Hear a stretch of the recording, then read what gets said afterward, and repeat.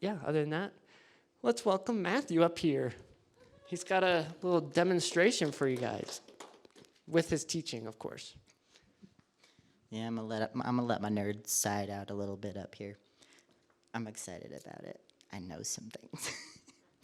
So this message is a little different from what I've normally talked, because I've talked about this before quite a bit, actually. So you might hear some similar things you've heard before, and if you forgot it, guess what? You're gonna be reminded. You're welcome.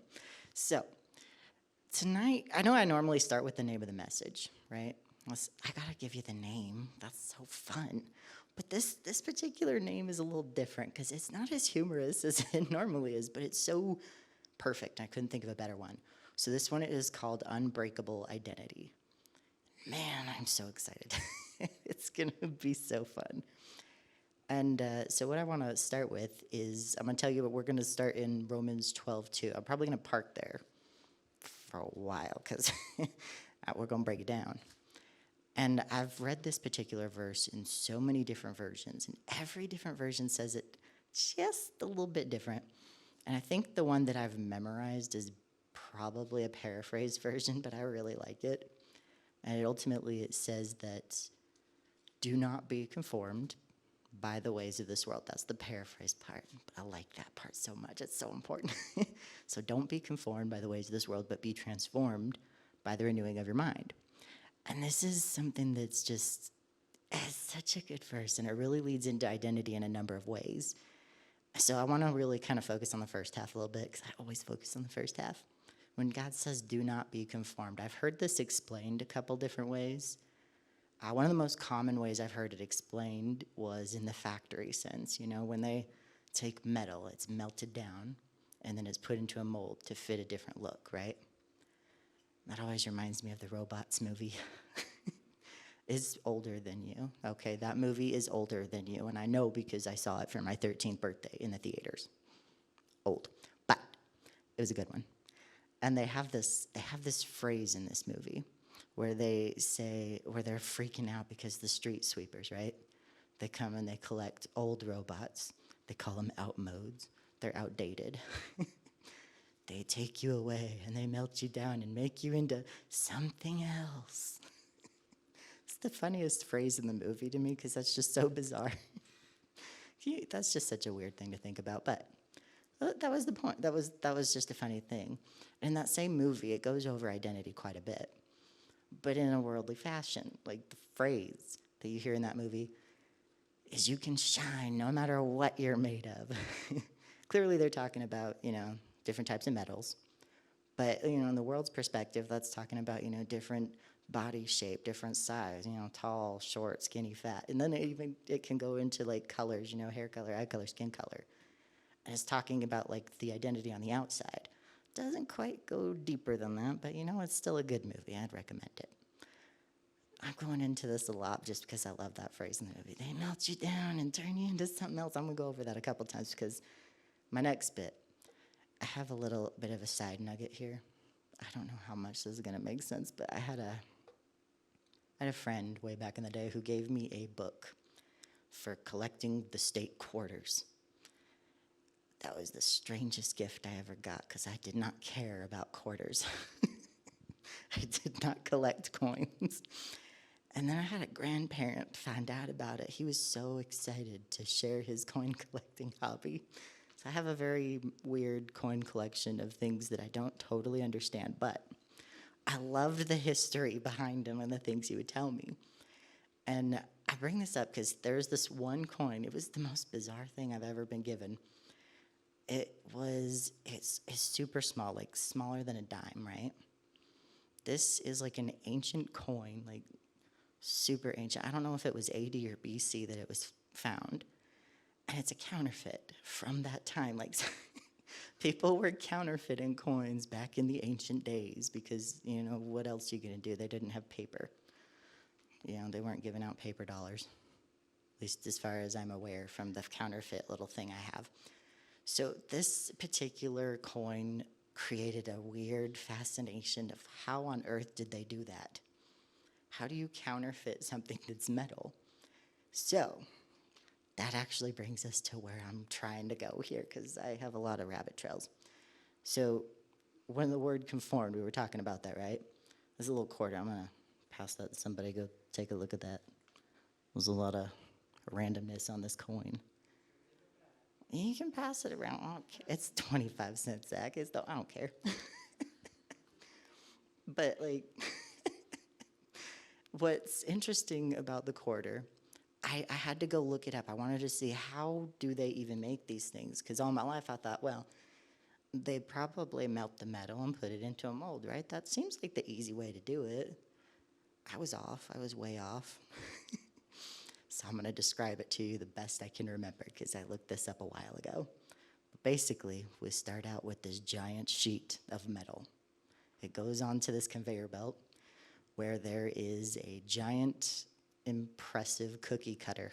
And I call it a cookie cutter because this thing slams down to the sheet of metal and cuts all the little coins out, right? So then you have these tiny, perfect little circles. Nothing on it, because they just cut it out. I don't know the rest of the order, but I know the rest of the things that it goes through. So if I get it a little off, you can look it up and it'll be interesting to see. But what happens is the quarter eventually gets, after it's been cut, it goes through this other bin. It starts shaving off the edges, because if you cut metal, it's going to be sharp. If you've ever opened a can of soup, you would know that. And believe me, I've cut myself on those. It ain't fun. Because I'm coordinated like that. That's how I cut myself with soup. I saw that look. I was like, that's how I did it, okay? But it trims it down so it's not as sharp, right? Then it goes into this another little bin where it's singling out the quarters, right? It's just kind of shooting them through super fast. It's got these little gears that dig into the edges of it. And because it's not melted metal, it's hitting them really hard to dig those little indents in, right? And that's just one of the things it goes through. Then it gets dumped into this next section, right? And I view it as being boxed in the ears, okay? If you've ever seen somebody do a boxing of the ears, my mom always threatened to do it to my brother. No, Jordan, the older brother. Yeah, I'm calling you out, Jordan. Anyway, Mom would do it. Mom said she'd do it. She never did. Just throwing that out there, too. But the coin goes into this little thing. It holds it up. And then these giant hammers speedily smash it. Just like super smash. And then it has a face. And so the reason I'm going through all this explanation of the making of a quarter is like, this quarter isn't just conformed to the shape, right? Just like the word says, it's not just conformed to the ways of the world. That thing is beaten into submission. It's like, it takes a major beating to become what we see. And when God says, do not be conformed to the ways of the world, it's easy to say, but then when you think about it, is it going to be difficult? The world, there's a lot of peer pressure in the world in different areas, right? But that's where the second part of this verse comes in, and this is what I'm so excited about. Because the second part, he says, don't be conformed to the ways of this world, but be transformed by the renewing of your mind. Now, transformed is a different method, right? It's like, there's so many scriptures where Jesus talks about it. Like he says, when you accepted Jesus, right? You were made a brand new creation, completely made new. The old self died, and you were remade.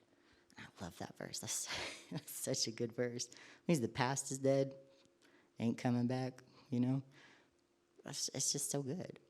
So, like, when it talks about being transformed, it's changing what's there, changing to the potential, transforming to what God sees in you. I mean, we talk about that. That is the ultimate key to not being conformed like a quarter. We don't really want that beat down. But God kind of prevents that in a way, Like being a Christian, right? Have you ever been made fun of for any reason at all, right? Any reason at all. And when you know who God says you are, you know who God says he created you to be, if you're made fun of, is that person's opinion going to matter a whole lot to you when, like, God perfectly designed you, God tells you you're awesome, God created you, Mom says you're pretty, I mean, just I always crack that joke, but I'm telling you, my mom said I was pretty. I trust her. I don't trust my buddy's version. He told me I was ugly. He's wrong. I know my mom better. Like, she's smarter than him anyway. So, like, when you look at it from that perspective, the knowledge of who God is, you know him, right? You're going to trust his opinion over some random person who's making fun of you, right? It would make more sense. He knows you better. He knows more about you. Heck, God knows you better than your mom knows you, so I'm just saying. All that to say, like, this change, this transformation takes place when you know who you are. And, I mean, what Zach was talking about, he's talking about the love chapter, right? I love the love chapter. It's so good. As, what was it, 1 Corinthians 13. I forget the address of the scriptures a lot of the time, but I know the words. And this one is talking about, love is patient, kind. I know so many of them. Like, there's such a long list. And what's so interesting about that is there's another verse that tells us, my brain just completely forgot where I was going with that. Oh, yeah, I remembered. Thanks, Jesus. Well, the Bible also says he reminds us of everything, so, I'm good with that. In the word, he says that if you don't know love, you don't know God, because God is love, right? So when we read 1 Corinthians 13, we're seeing all the characteristics of God. And so when we see that, we can see what he put in you, because he said he made you in his image, did he not? So when you read this chapter, I'm gonna challenge y'all to do this. When you read that chapter, look at those things that it says that love is and picture that in yourself. I want you to see that in yourself because God put it there. So it's there whether you see it or not. I want you to look for it, okay? Just go intentionally look for that because it's there. And then there's a whole nother verse in Galatians 5. He says, all the fruits of the spirit of love. Those are all a part of the love that God put in you. So there's a whole nother list of everything he put in you there. And we know these things because we are getting to know God when we're looking at the Word, right? Man, like, that's the easiest way to get to know somebody. I mean, you ever read an autobiography of somebody? It just tells you every little weird detail of their life that they wanted you to know. I've read a few that I didn't need to know some of those details, but now I know. And it's just kind of like that in-depth details. God gave us a really thick book like this. It tells us who he is on every page. This is the easiest way to get to know somebody, right? Like, I can't read a book of Caleb right now, right? It's going to tell me his favorite color. It's going to tell me the details of his childhood. Like, there's no book like that, right? To know that, I got to talk to him, hang out with him. God made it easy because you can talk to him, hang out with him, and read about it at the same time. So it's just like, as you get to know him, guess what's happening? You're renewing your mind. And as you're renewing your mind, you're getting to know everything that God sees in you. You're being able to be transformed into what he sees in you. Because everything in that book, I'm going to tell you, the whole book, God's telling you what he sees in you. Everything Jesus died on the cross for, he redeemed you from every curse in the book, gave you every promise in the book. There's a lot of good stuff in there. The more you read, the more you find out about yourself. It's a little shocking sometimes. As Zach mentioned, we just learned what jealousy is. He wouldn't know that if he wasn't reading, if he wasn't spending time with God, right? Man, that's such a good one. So I got a little something. I gotta pull us apart because I gotta show you like what I'm talking about. There's a difference between being conformed to the ways of this world and being transformed by what God sees in you. And I gotta drop the mic for a second here because I gotta grab some stuff. So hang on. I could use a helping hand, yes. I will get our church back on. I got some steps to do. You wanna hold the mic? Yeah. Pour the Coke, servant. Do you want the whole thing? Yes. I know. He's my little brother, so just it's gonna happen one way or the other, Ironically, in our house, though, he gives orders more than he takes them. It's true. I'm not. Anyway. He owns the place. He just doesn't advertise it. Yeah. Let's try to aim. Maybe about here. There? We'll be safe. We're going to be safe about this. I told you I was going to let my nerd out a little bit. My nerd knows things. All right. Now the next bit. We're going to separate darkness and light. All right? Darkness.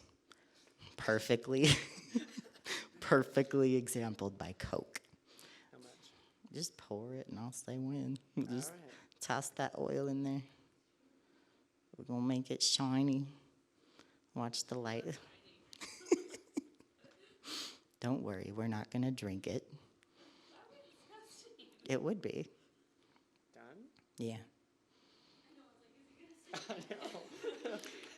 You got to have more oil than Coke, man. I know what I'm doing, mostly. I'll give the lovely assistant a round of applause. Thank you, my friend. So, clearly I can't open a bottle with one hand, so. Yeah, but, you got to see me struggle and try to talk into the mic, and that's always fun. Now, there were a lot more of these earlier, but my older brother ate some.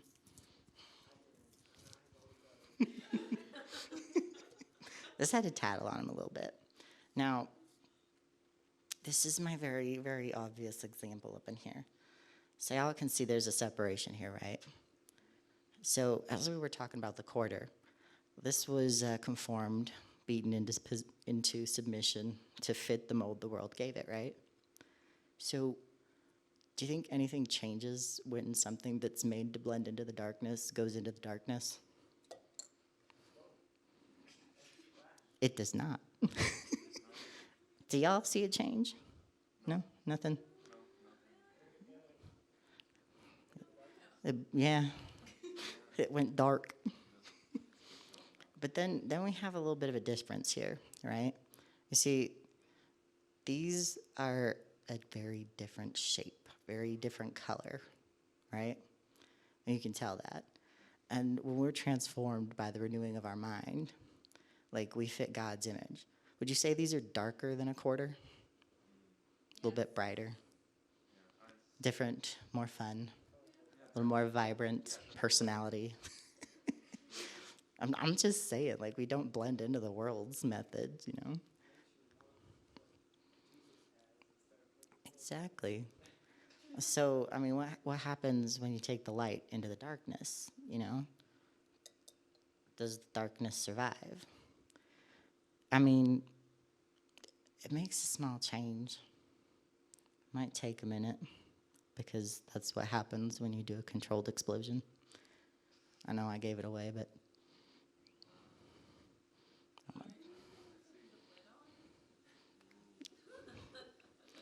so if you are the person who takes the light into the world, do you see a change? Look what's happening to the darkness. It's being dragged into the light. You see the little bubbles of Coke? It's being dragged into the light.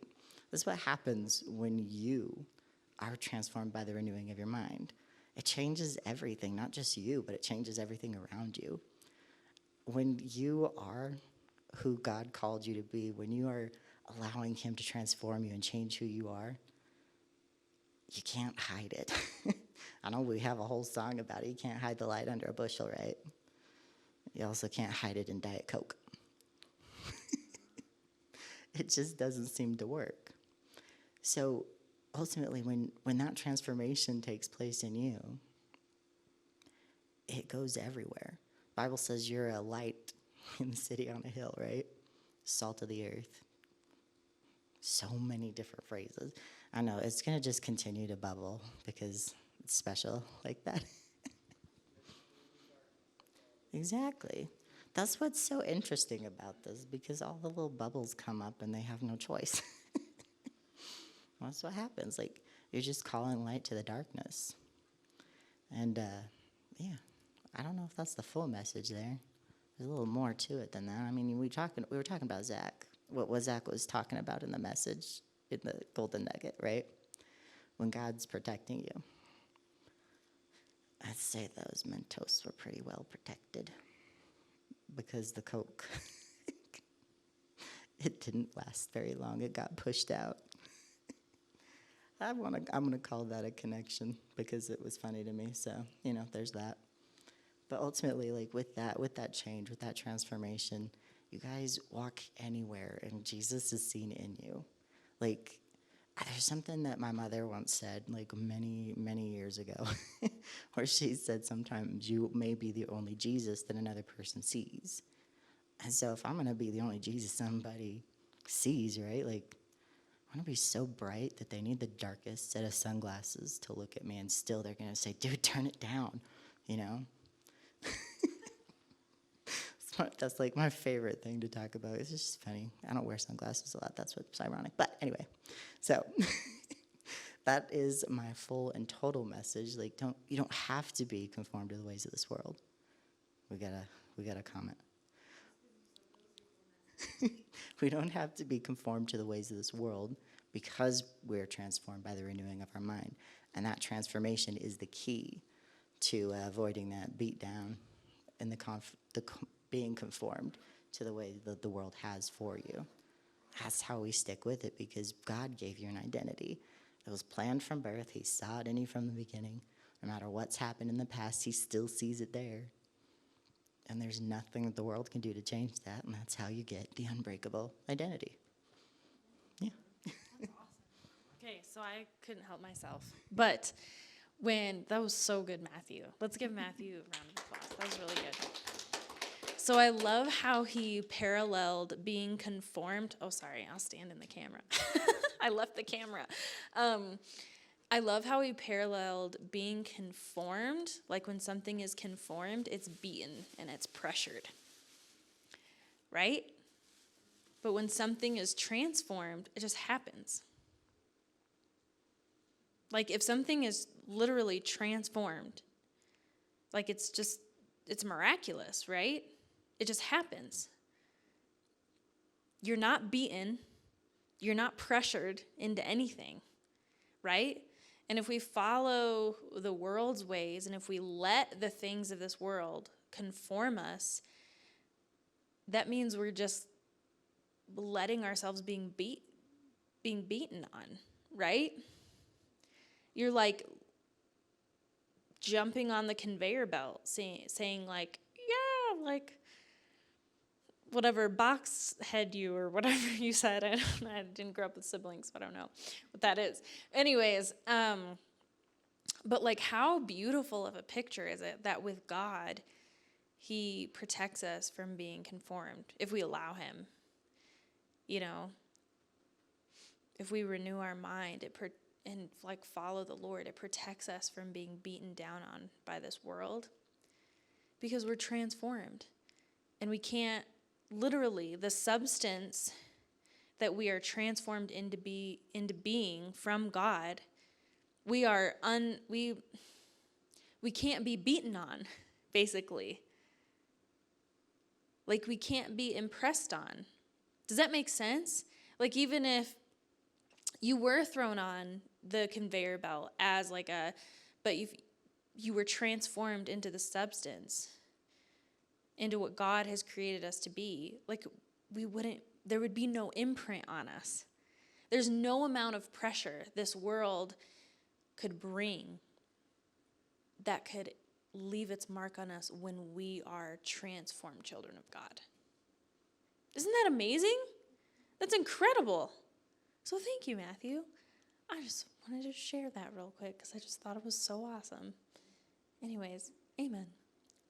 Be blessed. The pizza's blessed.